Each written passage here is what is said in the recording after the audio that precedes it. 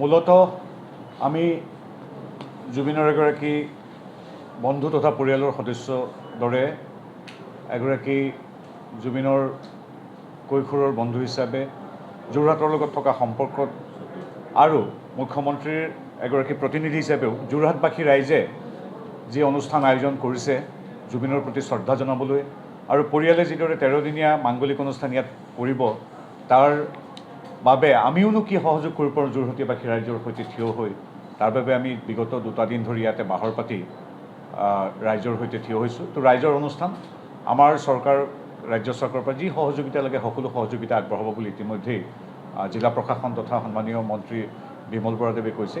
সেইকাৰণে এগৰাকী জুবিনৰ বন্ধু হিচাপে আজি 2 দিন ধৰি আমি ৰাইজৰ সৈতে মন্ত্ৰীটো বাদ দি ৰাইজৰ সৈতে আছোঁ। সেইটো আছিল মূল উপলক্ষ্য।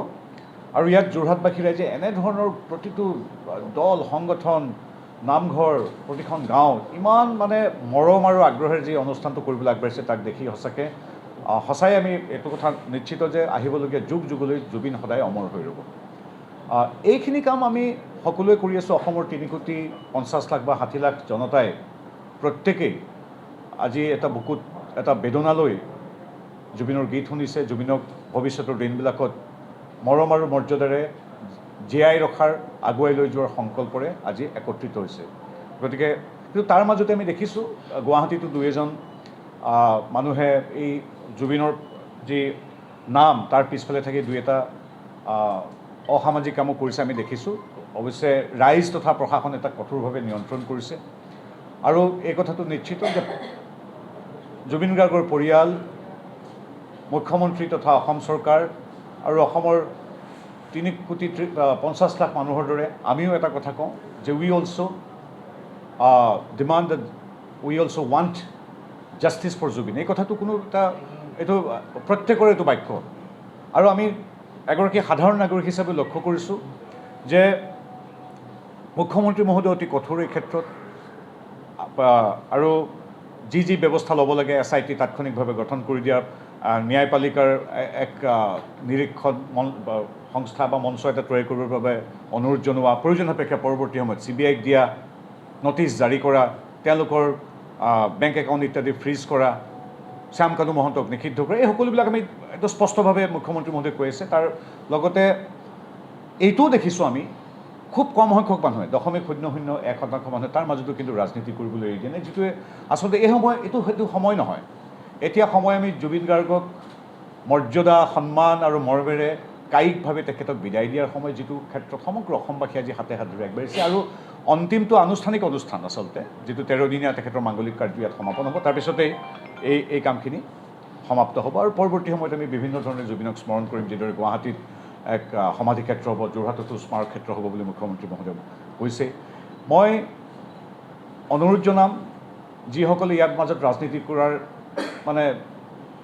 ৰাজনীতি কৰিবলৈ কিঞ্চিত মানুহ কুণ্ঠাবোধ কৰে তেওঁলোকক অনুৰোধ জনাম যে এতিয়া সময় জুবিনক শ্ৰদ্ধা জনাই মাংগলিক অনুষ্ঠানবিলাক বা শ্ৰদ্ধাৰ্ঘ্য অনুষ্ঠানবিলাক ভালকৈ কৰি আমি যি দুখী আছে বা যি ৰহস্য আছে তাক উদঘাটন কৰে। এতিয়া ৰাজনীতি কৰা সময় আৰু জুবিনক লৈ ৰাজনীতি কৰাটো কোনো অসমৰ মানুহে নিবিচাৰে।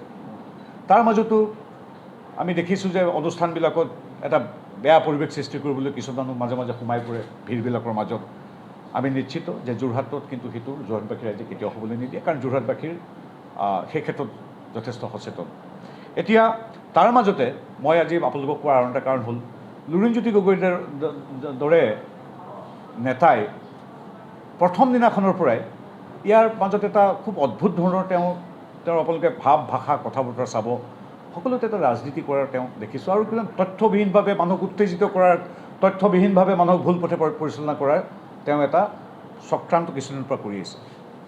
লুৰিণজ্যোতি গগৈক কৈছোঁ আহক আপুনিও ইয়াত আপোনাৰো অধিকাৰ আছে এগৰাকী জুবিন প্ৰেমী হিচাপে ফুল এপাহ দিয়াৰ, কিন্তু অনুগ্ৰহ কৰি ৰাজনীতি নকৰিব, ভুল কথা নক'ব, মিছা কথা নক'ব। আৰু সেইকাৰণে আপোনালোকক সদায় ৰাইজে বিতাৰণ কৰি ৰাখে।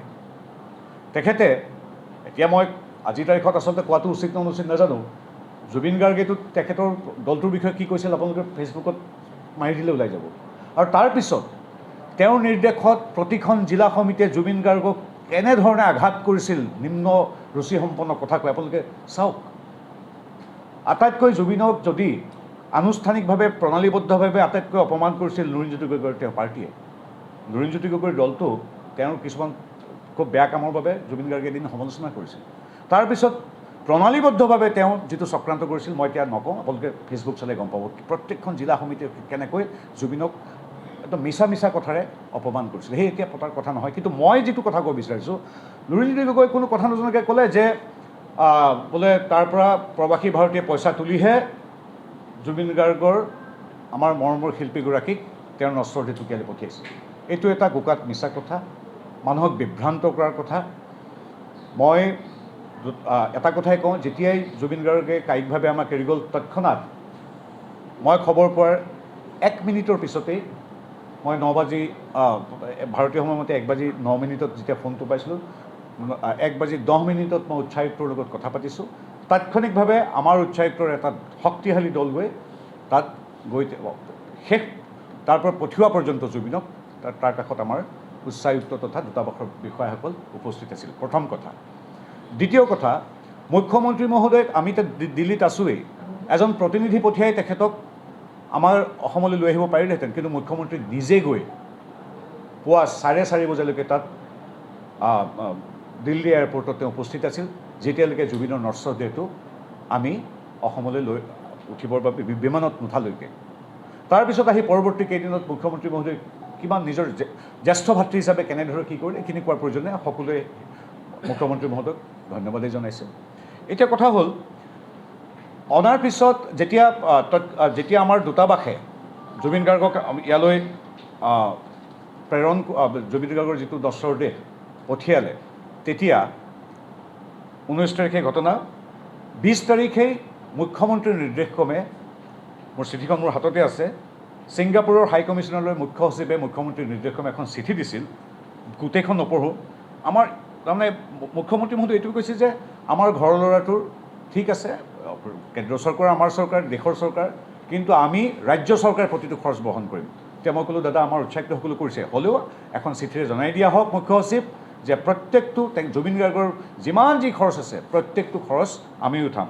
আৰু শিল্পক যিজন আমাৰ উচ্চায়ুক্ত ছিংগাপুৰ, তেওঁলৈ চিঠি লিখিছিল 20 তাৰিখে। চাওক, 19 তাৰিখৰ পিছত 20 তাৰিখে লিখিছে যে ডিয়াৰ শিল্পক, kindly refer to my telecom.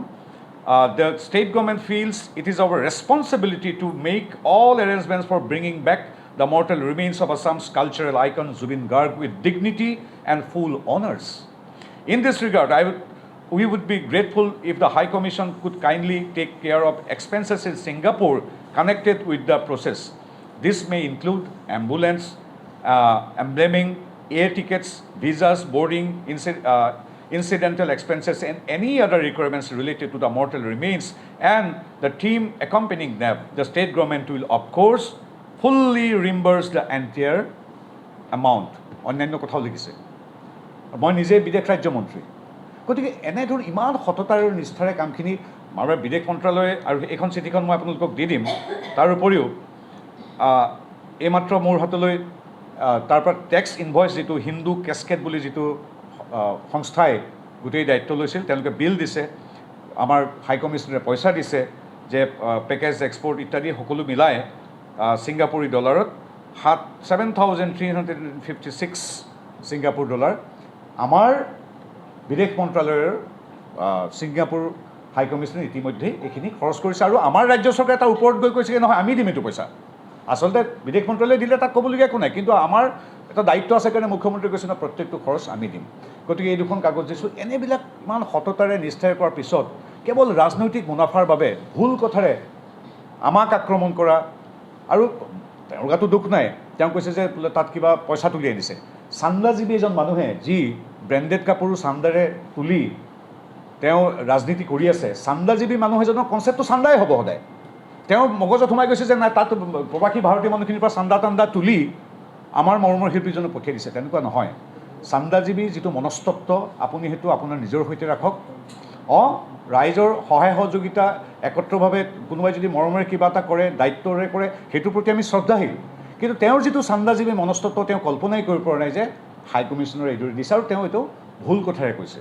গতিকে সেই চান্দাজীৱী ৰাজনীতিক আপুনি এনেকৈ জুবিনক লৈ অন্ততঃ ৰাজনীতি নকৰিব। বাকী সকলোৱে বিচাৰে যে জুবিনক আমি মৰ্যাদা সহকাৰে ভৱিষ্যতে প্ৰত্যেকটো দিন জীয়াই ৰাখিম, প্ৰত্যেকটো অনুষ্ঠান আমি জুবিনলৈ মৰমৰ শ্ৰদ্ধাৰে আমি আগবঢ়াম। আৰু পুনৰবাৰ আপোনালোকক এইটো মই ইতিমধ্যে কাগজ দুখন দিমেই। লগতে আৰু এটা কথা কৈ দিওঁ যে চাৰ্টাৰ্ড বিমানখন যিখন আমি সাজু কৰিছিলোঁ তাত যিটো কফিন কেছকেট সেইটো নোসোমাল। আধা ঘণ্টাৰ ভিতৰত মুখ্যমন্ত্ৰী ডক্টৰ হিমন্ত বিশ্ব শৰ্মাই দ্বিতীয় এখন দুগুণ ডাঙৰ চাৰ্টাৰ্ড বিমানো লগে লগে তাত থিয় কৰিছিল। তাৰ ভিডিঅ' মোৰ ওচৰত আছে, মই আপোনালোকক দি দিম। কিন্তু সেইখনতো নোবাল, অৰ্থাৎ দ্য কিং জুবিনক চাৰ্টাৰ্ড বিমানো আনিব নোৱাৰিলে। মানুহক ভাল পোৱা জুবিনক অৱশেষত আমি মানুহৰ সৈতে মই একম্পেনী কৰিছিলোঁ, আমি লৈ আহিলোঁ। তাৰপিছৰখিনি আপোনালোকে প্ৰত্যেকটো কথা অতি স্পষ্টভাৱে প্ৰাঞ্জলভাৱে আছে। কিন্তু মই এইটোৱে কৈছোঁ, দুখৰ সময়ত জুবিনৰ পৰিয়ালৰ সৈতে থিয় হোৱাৰ সময়ত, অসমবাসী একেলগে হাতে হাত ধৰি আগবঢ়াৰ সময়ত, দুখীসকলক কৰায়ত্ব কৰাৰ এই যিটো কাম চলি আছে সেই সময়ত এনেধৰণৰ তুচ্ছ ৰাজনীতি কৰি মিছা কথা কৈ চান্দাজীৱী গগৈ যিখিনি কথা কৈছে মই ধিক্কাৰ দিছোঁ আৰু সকীয়াই দিছোঁ। ভৱিষ্যতে যাতে তেনে নকৰে। আৰু তেওঁৰ নিজৰ ফেচবুক টাইমলাইন আৰু তেওঁৰ সভাপতি সম্পাদক যিসকল আছে টাইমলাইন চাবলৈ কৈছোঁ। জুবিনে যেতিয়া তেওঁ কামখিনিক শব্দটো নকওঁ, এনেধৰণৰ বুলি কওঁতে তেওঁলোকে প্ৰণালীবদ্ধভাৱে মৰ্মৰ শিল্পীজনক কেনেকৈ তুচ্ছ তাচ্ছিল্য কৰি প্ৰমাণ কৰিছিল, সেইবিলাক বেলেগ কথা। আহক, লুৰিণজ্যোতি গগৈ আহক, আমাৰ যোৰহাটত ইয়াত ফুল এপাহ দিয়ক। তেওঁৰ মূৰত যিমান অধিকাৰ তেওঁৰ সিমান অধিকাৰ আছে, কিন্তু আহি ৰাজনীতি নকৰিব, এইখিনি অনুৰোধ। আৰু অসমবাসীৰ এই দুখৰ মুহূৰ্তত এনেধৰণৰ তুচ্ছ কাম কৰিব নাপায়, এইখিনি কৈছোঁ। আপোনালোকক মই এতিয়া দুইখন কাগজ, চিঠিখন আৰু যিটো আমাৰ হাই কমিশ্যনৰ যিখন ইনভইচ সেইখন, আৰু যদি মোৰ মোবাইলত আছে মুখ্যমন্ত্ৰীৰ যেতিয়া 3 বজাত ৰৈ আছিল, আমি যেতিয়া সোমাব পৰা নাছিলোঁ কেছকেটটো বা কফিনটো, সেই ফটো আপোনালোকক দিম। আৰু এইখিনি পুনৰবাৰ যোৰহাটবাসী ৰাইজৰ ওচৰত আমি কেনেকৈ কৃতজ্ঞতা জনাম নাজানো। সমগ্ৰ দায়িত্ব যোৰহাটবাসী ৰাইজে কৰিছে। প্ৰয়োজন সাপেক্ষে যিখিনি সেৱা আৰু সহায় লাগে মুখ্যমন্ত্ৰী ডক্টৰ হিমন্ত বিশ্ব শৰ্মাদেৱৰ নিৰ্দেশত আমাৰ জিলা প্ৰশাসন তথা সাংস্কৃতিক মন্ত্ৰালয়ে কৰিব। ধন্যবাদ। এইখিনি